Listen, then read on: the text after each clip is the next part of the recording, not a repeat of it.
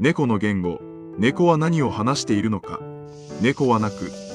だが、その鳴き声は本当に意味のない音なのか。実は猫は、人間にだけ使う特別な言語を持っている。今回は、猫がどんな方法で気持ちを伝えているのか。鳴き声尻尾行動の3つから解説する。これを猫の鳴き声は人間専用の言葉。ステップ2尻尾は感情をそのまま映す。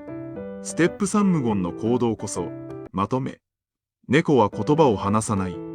だが、鳴き声尻尾行動を組み合わせて、常に何かを伝えている。猫の言語は、覚えるものではなく、気づくものだ。